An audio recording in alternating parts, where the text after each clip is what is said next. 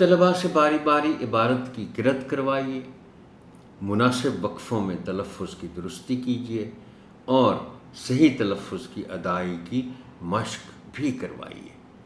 اس ضمن میں درج ذیل الفاظ آپ کی خاص توجہ چاہیں گے۔ لفظ ہے قدر۔ اب انہی حروف تہجی سے بنا ہوا یہ لفظ، جس کے حروف ہیں کاف، دال اور رے، اعراب کی تبدیلی کے ساتھ یہ دو الفاظ بنتے ہیں۔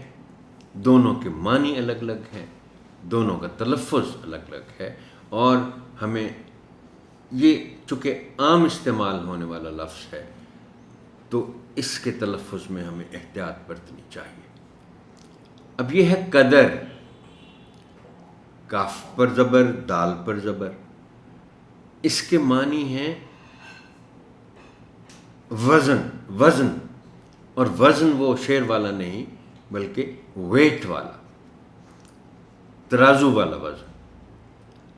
اور جب دال پر جزم ہوگی تو پھر یہ ہو جائے گا قدر، اور قدر کے معنی ہے عزت، احترام، ویلیو۔ معیاری، روانی میں بعض اوقات ہم اس کو معیاری پڑھ جاتے ہیں، درست لفظ ہے معیاری، اور میں کو تھوڑا سا لمبا کرنا ہے تاکہ عین کی آواز بھی اس میں شامل ہو جائے۔ معیاری۔ تخلص، لام پر شد اور پیش کا خیال رکھا جانا چاہیے۔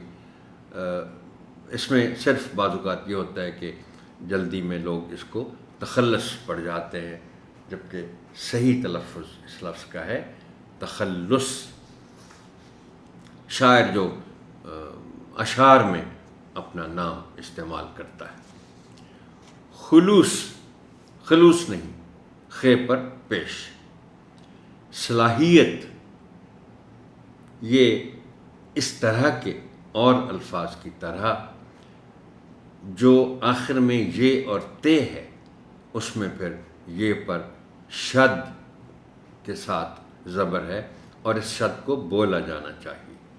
اور بھی اس طرح کے الفاظ ہیں، علمیت، واقفیت۔ تو یہ جو فیت، ہیت اور میت، یہ آوازیں ہیں، یہ پر شد کی وجہ سے ہیں اور اس کو نمایاں کر کے پڑھا جانا چاہیے۔ مقرر،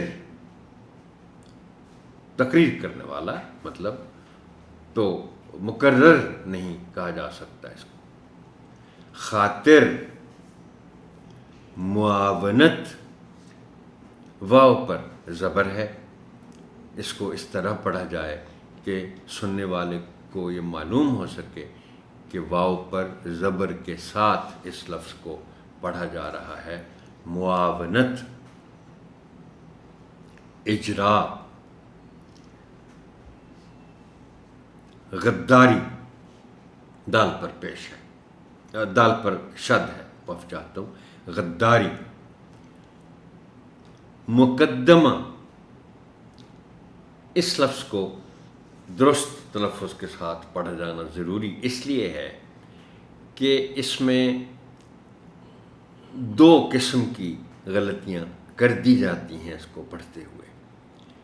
ایک کہ دال پر جو شد ہے اس کو غائب کر دیا جاتا ہے، اور دوسرا میم پر پیش ہے، اس کو واضح طور پر نہیں بولا جاتا، بلکہ بعض اوقات لوگ اس کو میم پر زبر کے ساتھ پڑھ جاتے ہیں، مقدمہ۔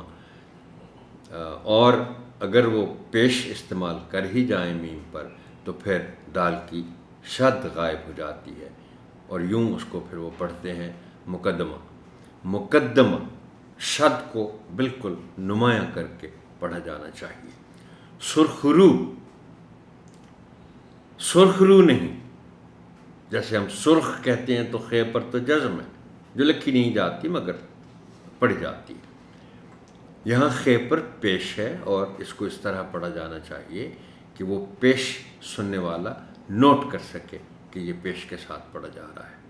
سرخ رو، دفن، دفن نہیں، دفن، ثبوت، ثبوت نہیں، سے کے اوپر پیش ہے اور اسے نمایاں ہو کر سنائی دینا چاہیے۔